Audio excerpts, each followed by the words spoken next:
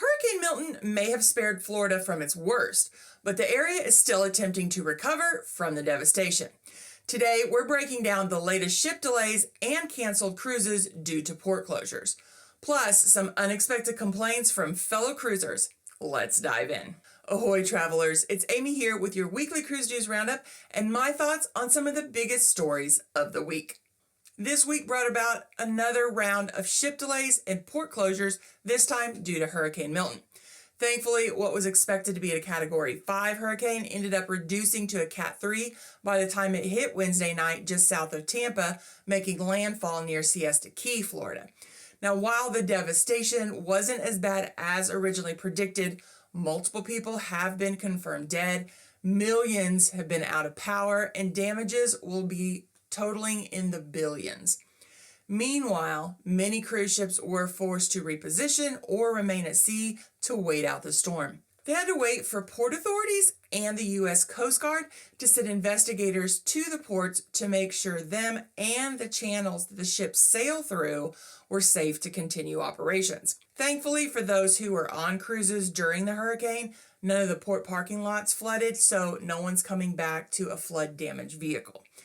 Port Tampa Bay will open later today, and as part of the recovery effort, tankers have been arriving at the port and filling up to supply area gas stations with fuel.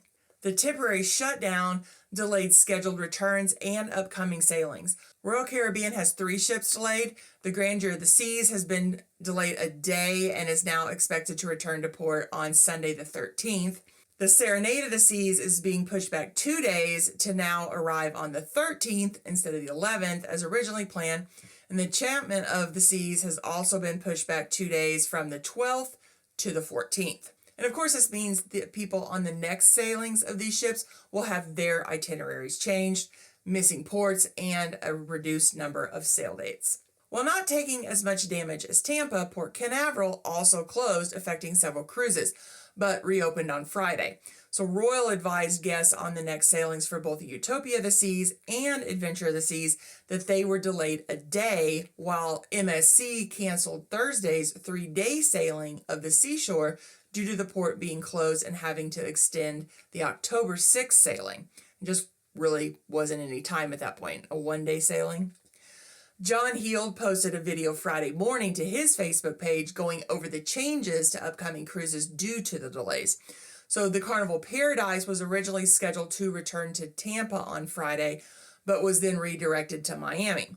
Guests were given 2 choices. 1, they could get a 4-hour complimentary shuttle to Tampa, or 2, they could stay on board until Monday when the ship arrives in Tampa. So guests were able to purchase discount packages and were also given free Wi-Fi. Now this morning, John Heald posted that the Paradise was on its way back to Tampa with 579 guests on board. 1,785 chose to go ahead and disembark in Miami. So those on the next sailing were notified that their sailing had unfortunately been canceled. The Elation was delayed 2 days, so those on the next sailing went from a 4-day to a 2-day cruise to nowhere. Guests are going to be given a 50% refund and then $100 of onboard credit.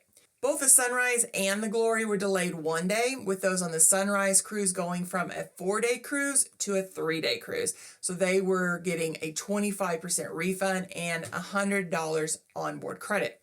The Glory will now depart today. Guests will get a full day refund and $100 onboard credit. So once again, I'm putting out a cruise PSA.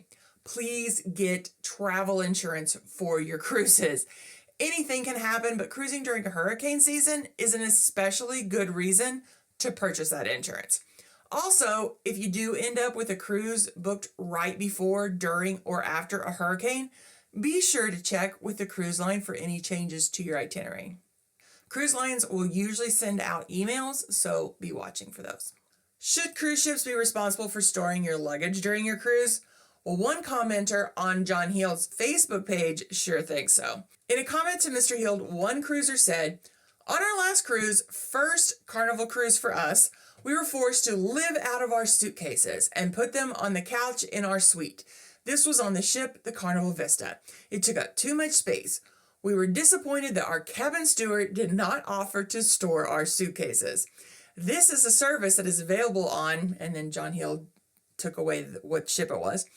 "Carnival should offer this too if you want to stay competitive. Sailing on Miracle from Galveston next in a suite again. Is it possible to ask the cabin steward to store empty cases?" Now, I have heard of this complaint before, but I really think it's a lack of knowledge or maybe common sense. John Hill's response is great as always, though. "Thank you. And while I cannot comment about what happens on the Samsonite of the seas, I do know that we do not have the storage space for this. We simply cannot take your suitcases. I think it is safe to say most people will store their cases under the bed, right? We always store ours under the bed.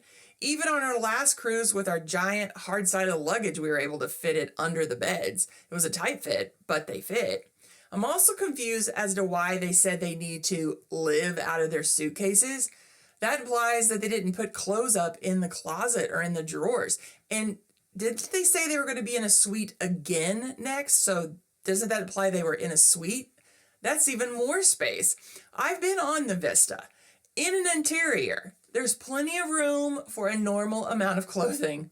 Probably my favorite comment was from Suzanne, who said, betting that on the other cruise line, the cabin attendant put the suitcases under the beds and they didn't realize it and thought that they were in storage somewhere.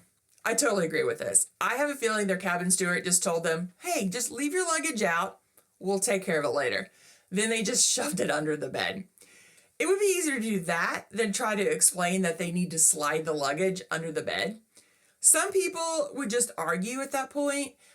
I can't imagine any line setting aside enough room to store everyone's luggage in such a way that it would be easy to then return them to the right room at the end of the cruise.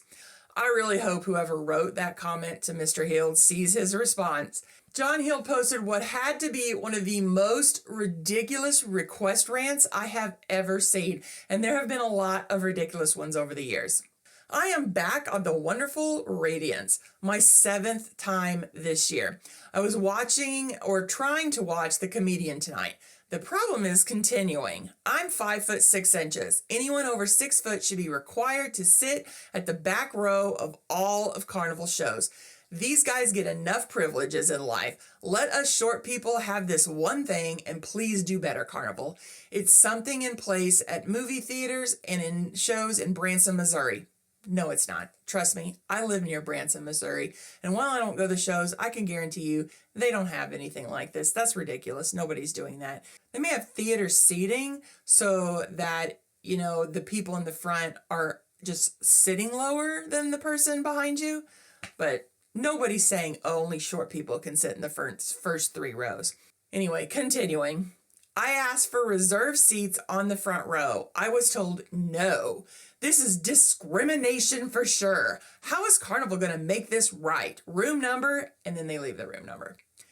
This woman believes she's in the right so much that she left her room number so that John Hill could send her some kind of compensation. She says this is the 7th time she's been on the Radiance this year, and she still thinks like this.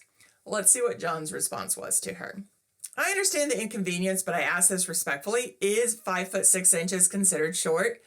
If we reserve seating for her, wouldn't we have to do so for everyone of that height? Perhaps the answer is to get there early. Or is that unfair of me to say? First off, 5'8" is considered tall for a woman, so I can only assume that 5'6" is definitely average. Nowhere have I ever been has had any kind of special seating for short people. She claims that there are places. I have never seen such a thing. Let me know if you have. I have never seen it. Can you imagine making crew police such a thing? The crew barely will address issues with seat saving and loud people in the audience. They're not going to police something like this. But what do you think? Should there be special seating up front for short people? Or is that one of the most ridiculous requests you've ever heard? Let me know in the comments below. It's time to discuss my studio changes. But before we do, if you enjoy this video and maybe even learn something, consider subscribing with a notification bell on so you don't miss out on any future posts. Well, channel regulars will have noticed the new location. I'm actually set up in a corner of my utility room. Back when my aunt and uncle lived here, this is where an extra refrigerator and an upright freezer were located. Now, I have planned to use this area for filming for a while, but had planned on refinishing my uncle's work desk to put it here first. I really wanted to save that. It's just been sitting in this spot on its side, waiting to be refinished for a very long time, probably over a year. Well, after last week's audio issues, I got fed up enough to decide it was time just to make the move. Now, unfortunately, I decided the desk is just too big, as it took up like the entire space and would have left me almost no room for me to sit, and then for any kind of lighting and recording equipment that I have. So it just wasn't going to work.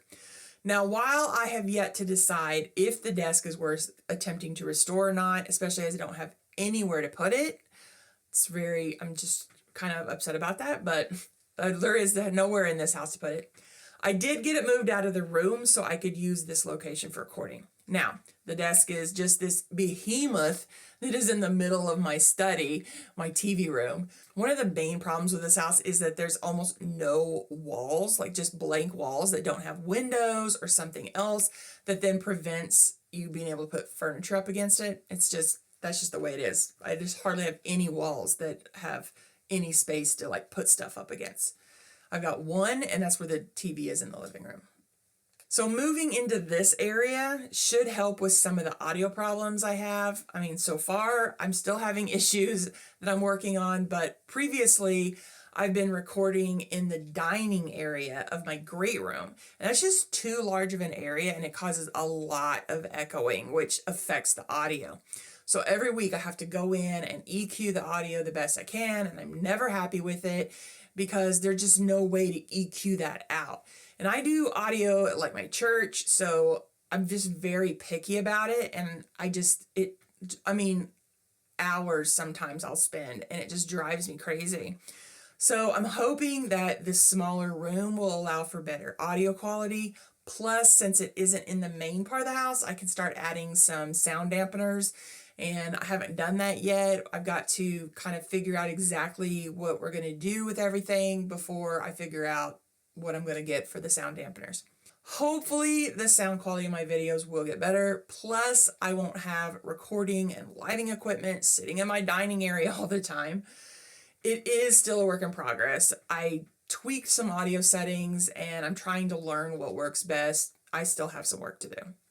Most of what you see behind me is temporary. The map's probably going to stay. That map is a scratch-off map, and I put little pins in it. I put extra backing behind it so that I could put little push pins in it that sit in the actual cities that I visited. Now, this bookshelf belongs in my hallway, and I would like to find something specific for this room. My nieces and I actually went out yesterday and did some flea marketing, but couldn't find anything. If I don't find anything, I'm going to end up having to repaint this. It just doesn't work white on white, but either way, I want something that displays some of my cruise souvenirs, like the ship models I've started collecting.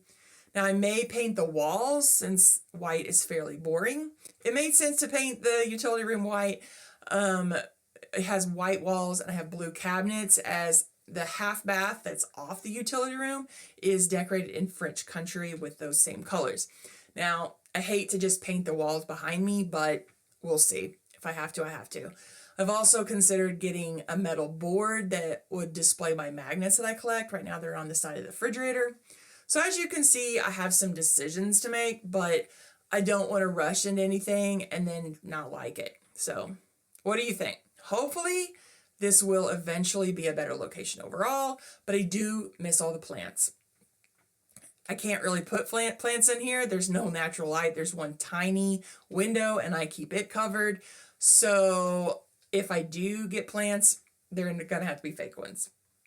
Well, are you ready for more information on cruising? Well, why not stick around and check out this video and then come back for more information designed to help you have an amazing cruise. Have a blessed week, everyone.